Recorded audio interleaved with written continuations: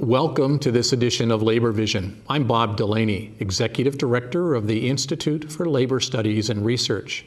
Labor Vision, a production of the Institute, focuses on topics of importance to working Rhode Island families. We hope you enjoy this evening's edition.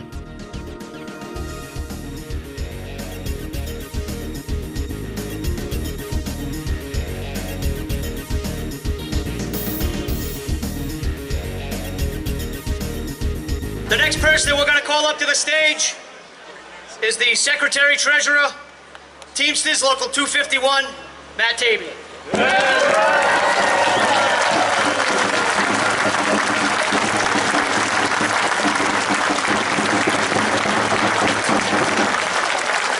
Good evening, brothers and sisters. I'll be real brief.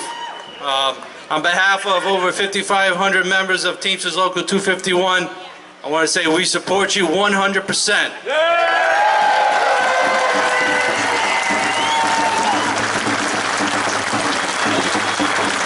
When you guys set up a picket line, we rolled our trucks, we sent some people, we walk your line, we'll continue to walk your line until you win.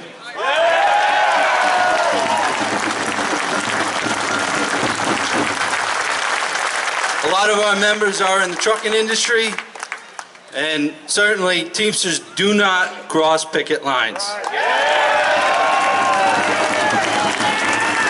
We'll continue to educate our members, we'll continue to mobilize our members, and we stand with you against the greed of the 1%.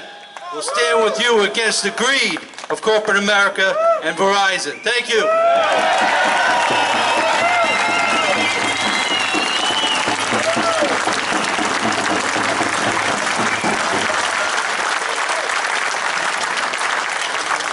Thank you, Matt. I just want to say one quick word about that, and like I said, and this goes across all locals.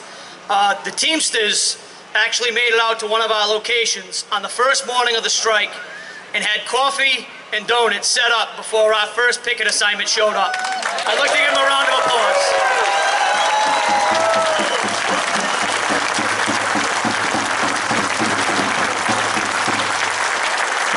And I can't hear you, by the way.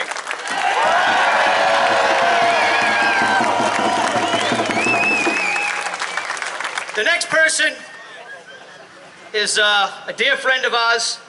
He's probably going to tear down the house. The former Secretary-Treasurer, UFCW Local 328, Mr. Jim Riley.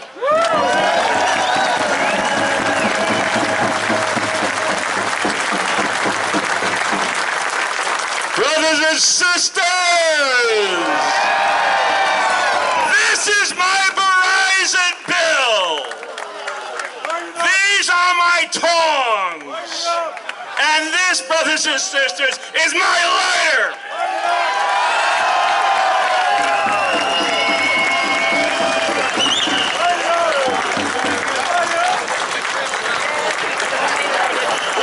Come on, keep it burning.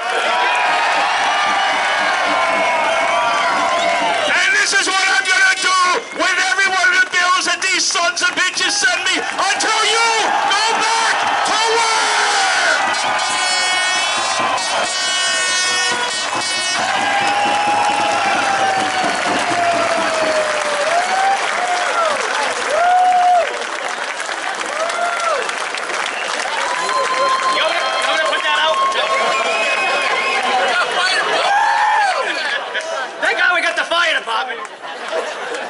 I would also like to just put out some thanks to, we have both teachers' unions here tonight in support, the NEA and the Rhode Island Federation of Teachers.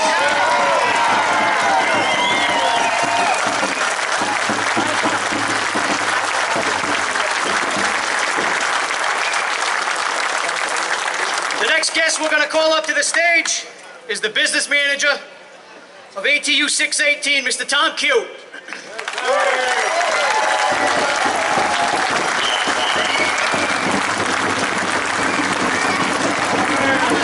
Are we fired up? Who are we? We're labor. Are we going to be beat? No. We're going to take it to them. You're going to shut them down and you're going to win a good contract. Keep up the fight. The ATU is with you. God bless you all.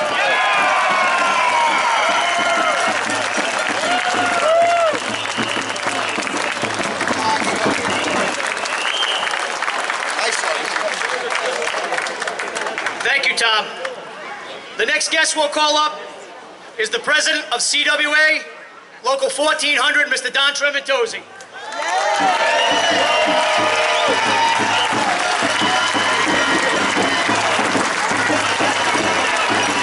I lost my voice this morning, so let's give this a shot. Brothers and sisters! Are we ready to kick some ass? Are we gonna let these greedy beat us? Like Fitzy says, the next time they beat us will be the first time they beat us. Now, we know they don't give a shit about us, but what's been unreported is some of the things on the bargaining table is in Verizon in Lowell, Massachusetts, we have a center, Verizon Center for Disability Customers. There's about 3 million customers assigned to that center from here to Virginia. At the bargaining table, one of the demands at the table is that 99% of those customers will not be handicapped customers anymore. They're going to go to the general population. They're going to send 40% of those calls to Malaysia, to Mexico, to India. They don't care about anybody.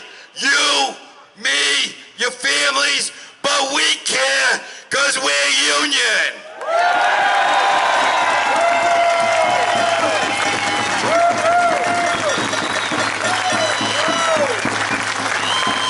There is no way they will ever beat us. Now, Wall Street scrambling. 82% of the sales are down in the Verizon wireless centers from here to Virginia.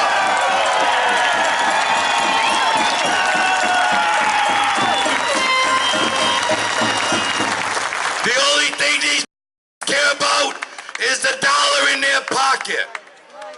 So when they have to report how many units down they are, there's going to be hell to pay. We'll be back to work. They'll be begging us to go back to work.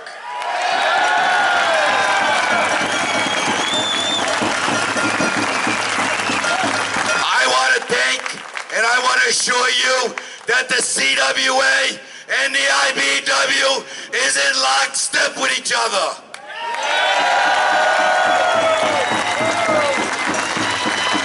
Steve Murphy, Miles Calvey, the T6 are the greatest leaders to lead us in this fight, and we are going to kick their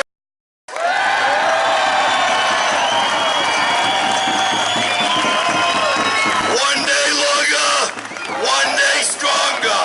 One day longer, one day stronger. One day longer, one day stronger. Remember, 50 ain't here. You're a union member. We're union. We're proven. Hang tough.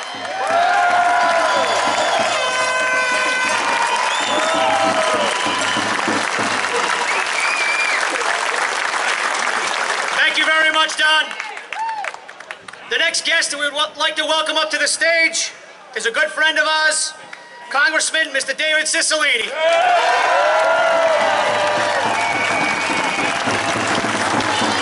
Thank you very much.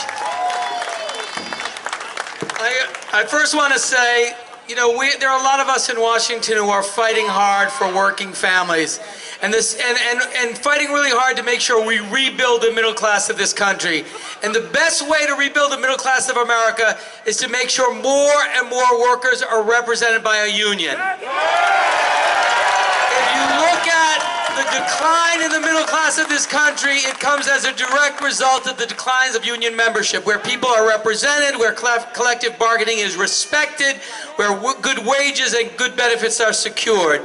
And one of the things that I have been really focused on in my time in Congress is how do we keep good American jobs here in America? And how do we start exporting American-made goods, not American jobs? And we have to be sure that we have workers who are properly compensated for their work, who have benefits that are commensurate with the work that they're doing. And you look at what's happening in this country, we're seeing greater and greater productivity from workers. And wages have been stagnant for workers all across this country. And all of the gains have been for people at the very top. You look at some of the wages and the incomes and salaries of CEOs in some of our biggest companies. You know, we used to live in a country that had an economy built on what we called shared prosperity. As companies did better, as they were more successful, their workers did better. They shared in the prosperity and the success of that company. And that used to be the way it was in this country. And now we have many, many companies in America that are driven by what the corporate dividends are on stock prices, and all of the wealth is being earned at the top of companies. And we have to return to a country where we have this real sense of shared prosperity, of stakeholder prosperity, where the workers benefit for the productivity that they're in fact providing and the successful profits they bring to a company. So you deserve a contract that reflects that. You deserve to be respected as workers. I'm fighting in Washington along with many of my colleagues to make sure that we protect collective bargaining, the right to organize, the right to be sure that you receive the wages and benefits you deserve. I wish you well in this fight. I'm here with you. Thank you all for being here today.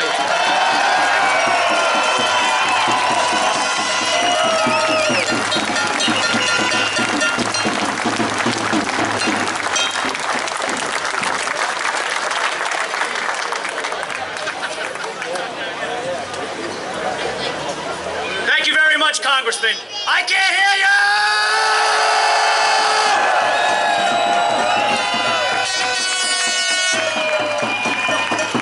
The next guest that I'm going to bring up on the stage, and we're winding it down, is the chairman of the T6 and the business manager of Local 2222, Mr. Miles Calvey. Thank you, thank you. On behalf of the entire T6, thank you. I know that some of you are fairly new in the company and you get a little bit nervous about this, but as somebody who is participating in their 5th strike as a business manager, my 8th strike as an employee, these end. And I say that, sometimes you scratch your head and say, why do we do it? If we don't stop this company, this center will be gone. The biggest setback is you participating and losing your job. We thought we'd fix this forever in 1994 when we gave the company the right to eliminate almost 10,000 jobs in New England, and we bargained job security. You listen to this nonsense about the contract being too rich. There is nothing in this present contract that we did not give up something for or we didn't work hard to get. And don't forget that.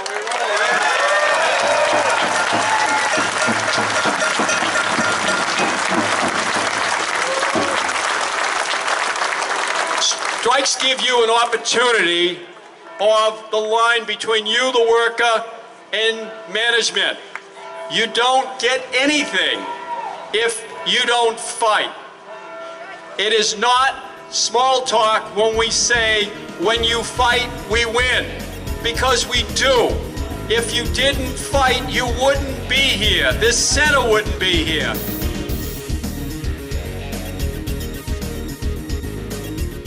Welcome back to this edition of Labor Vision. Over the last several weeks, we've been having conversations with Daniel Murphy, Vice President of Home Loan Investment Bank, on the issue of finances, educating people on financial literacy and how important it is. We've gone from balancing your checkbook through talking about some of the pitfalls along the way that can create a situation where you're in a financial hole and we need to be able to give you some of the support to fix it. Today we're going to talk about 3 topics. 1, what determines if you can get a loan? Second piece is in managing your credit. And the third piece, and probably more recent, is identity theft. A very scary topic, but one that we have to deal with. Daniel, welcome back. Thank you, Bob. Thanks for your input. No, my pleasure. We ended the last show talking about credit and credit scores. Let's begin this one talking about what are the things that people need to know that when you're building a credit score, when you're building your credit, what's the bank going to look at? What's the financial lending industry going to look at? I think there are 4 things in particular. Well, absolutely. One of the things to really focus on, and I mean this starts well before you're applying for a loan, is reviewing, getting the habit of reviewing your monthly statements. You may find errors, fees that are not appropriate or applicable to your account. You may find that, and we'll get into this a little bit later, you may find that your card had the numbers somehow compromised and someone's making charges, false charges on your credit card. So that type of discipline, behavior, and getting into the repetition of every month, reviewing your statements for accuracy purposes, it becomes something where you start not only anticipating the receipt of, you actually look forward to reviewing your statements because you want to see if you catch anything on there that doesn't belong there. I know I do. And it's a point of pride to find something and say, wow, I'm really glad I read this because this just saved me X amount of dollars. And you bring it to that company's attention and they say thank you. Why? Because it slipped through their cracks and it ended up on your statement. So when you do apply for whether it's a car loan, student loan, mortgage, they're going to be looking at a few things. They're going to need to verify your income so that you have the ability to repay that debt. So the banking industry refers to it as a debt to income ratio. So they're going to look at all of the debts you have and look at your monthly income and determine a ratio as to whether or not you can afford that debt. The second thing is, we touched on a little bit, is credit. They're going to want to make sure that there's credit score requirements for most programs. So depending upon the type of purchase you're making, there may be a certain credit threshold that you must achieve in order to be approved for that loan. Nowadays, depending upon what you're applying for, there typically is a program for a variety of credit scores so that when you go to an auto dealership, a credit score of say 580, while it may not be very strong, it's demonstrating to some banks that they're not going to be willing to issue that loan. However, there are other banks that are willing to take that risk and will issue a loan at a slightly higher rate of interest. So the person can afford that car, can get approved, and drive off that lot that day. Even though they do not have the best credit, they can still get the loan that they were seeking. Another issue that they need to think about is collateral. What's going to secure a loan? In the case of an auto loan, the vehicle secures it. In a home loan or residential mortgage situation, the home secures that loan. A lot of times what people do forget is that sometimes they're looking for personal loans, and they realize that I have poor credit, I have no collateral, and I may not even have the capacity to repay this debt. So if I were a person who was looking for borrowing those types of monies and I don't have income, I don't have very strong credit, and I don't have collateral, well, for me, that's a very quick decision. And like most banks, they would just simply say, no, you're not going to be approved for that loan. So what we want to do is give you the tools as a consumer to be able to tell the banks to say yes to you. You want to be able to be prepared. You want to understand, have all your income documentation ready. You need to know what your income is. And if you don't know your income, it's as simple as looking at your last year's W-2, your most recent pay stub, and being able to reconcile, yeah, that sounds about right. That is my salary. Now, some people have alternative forms of income. There's fixed income, there's Social Security income, there's annuities, and there's investments that they can receive other income on a monthly basis. So when they apply for a loan, they need to have all of that information as far as their income right there ready for them. Now the credit score tells the bank a lot. So if there is a reason or cause to dispute information on your credit report, that is when that opportunity arises. If the lender or the bank says you are declined because of X, and you say, well, I've never missed a monthly payment, that must be an error. You go back and check your records, and sure enough, you are correct, but someone else had made a mistake. Again, you contact that particular party, and it will take, sadly, about 30 to 45 days for it to be corrected on your credit report. However, that incident will not come up again. It will be corrected. So capacity, which is the ability to repay the debt, your capital, which may be your injection. If I'm buying a car or a house, I may have to put 3.5%, 5%, 10%, 20% down. If I have a strong credit score, I'm going to be able to borrow those monies at a lesser interest rate. And if I have poor credit, unfortunately, I'm going to have to pay a higher rate of interest. And again, typically in these scenarios, collateral is what secures the loan. Those 4 C's are absolutely critical in making the decision as to whether or not I can get a loan, or the lending agency making that decision. What about people managing their own debt, their own credit, their own income? That whole piece of managing your credit on a regular basis. It is a responsibility, again, as a consumer, and if you are the person responsible for paying the bills on a monthly basis at your home, being organized, and again, I said this word before, being disciplined, knowing and anticipating the receipt of bills. And when you go and look at your account in your checkbook and you see that you may not have the ability to write that check for that bill for that day, what you also do is you say, okay, well, I'm going to forecast 2 weeks out from now when I get my next paycheck, and that I won't have all these other monthly obligations coming out of that check. So I'm going to delay the payment, have it within a 30-day time period, so that's not going to be a late payment, but I'm not paying the bill immediately upon receipt. I'm going to pay it maybe 2 weeks later and within the 30-day window, so as to not be penalized for a late payment. This whole piece on managing your credit, I think we have to admit, in this day and age, most people are going to use some kind of credit, whether it's a loan to buy a home, a loan to buy a car, to go to university. So really, it is a matter of knowing what you owe, when the payments are due, and making sure that you manage that in the same way you would manage giving yourself medication that a doctor would prescribe for a cold. There's a time and a place. It has to be done. It has to be managed. That's absolutely correct. And the funny thing about what you just mentioned is that when you get in this path, and again, it is the path to be on, because you're gonna find financial freedom. And what I wanted to say is that when you get on this disciplined track and you're conscientiously paying your bills on time, you know the schedule, you know your income, and the best thing about knowing your income and knowing your debts is that as your income grows, you find opportunities to start eliminating that debt and start really saving more and more monies and having your money work for you. Because now with that greater disposable income, you can start making investments. You can start making decisions with your money for your money to earn you money. And that's the best thing about compound interest, is that, again, when you start opening accounts and you're opening up a retirement account or utilizing a CD or a checking account, nowadays there's a lot of rewards. Well, reward yourself by understanding what banking products are available to you.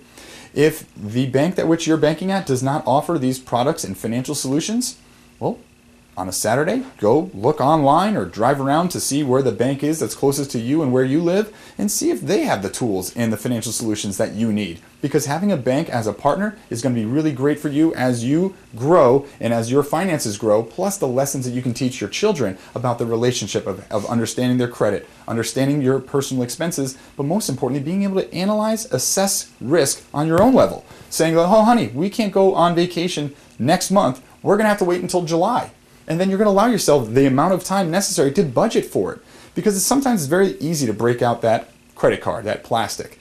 Well, it takes discipline to put it right back in the wallet and say, we're going to hold off. We can't afford that right now. You don't need to keep up the Joneses. You just need to keep up yourself and pay those that you owe on time. Let's move on to something that is happening more and more. And there are very few families that couldn't tell you their story on identity theft.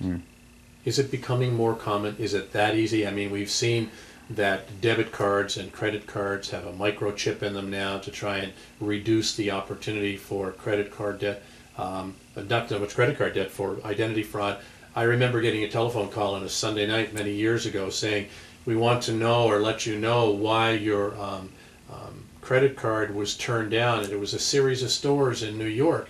And I had the credit card in my pocket, and I was sitting at home in my living room and said, it's not mine. Only to find out that somebody had replicated my card, they made a purchase, they went to a corner service station, they swiped it at a service station, it was still good, they went back to another store. Wow. So it happens. Yeah, it actually happened to a loved one of mine as recently as last week. And he is militant about using his card, having it in his wallet, knowing where it is at all times, because identity theft does not mean that they're actually taking a photograph at the Department of Motor Vehicles and perpetrating themselves as you. Doesn't have to be. Some identity theft is that extreme, but it may be that they're using your identity online. They're making purchases with a credit card that is tied to you and your credit history. And the damage that can be done there is that, again, the effort to dispute these things, it does take time. It does take, it takes the skill of gathering evidence to prove that you, in fact, did not, again, make those purchases. The most important thing is to protect yourself, to be understanding when you're making a purchase and you're in line, whether it's at a grocery store or a retail store, and you're entering your PIN, recognize who's around you, where there are eyeballs or someone who may have bad intent, and just try to shield, give yourself some privacy, because that person who's going to that level of and that extent to try to steal that information, odds are that hand up is probably not going to deter them. They're going to keep following you, and you may find someone who goes and follows you through the shopping mall, looking for you to drop a receipt. Maybe they're hoping that you go to the ATM and that they can stand behind you, again, entering in those numbers. So identity theft is very important, because if you do protect your identity, it's another tip to help you manage your credit, because your identity is so important. It is what is unique to you, just like that credit score. So if someone takes that information from you, again, there's going to be a difficulty in proving that it was not you. So again, being organized, being disciplined, protecting your identity.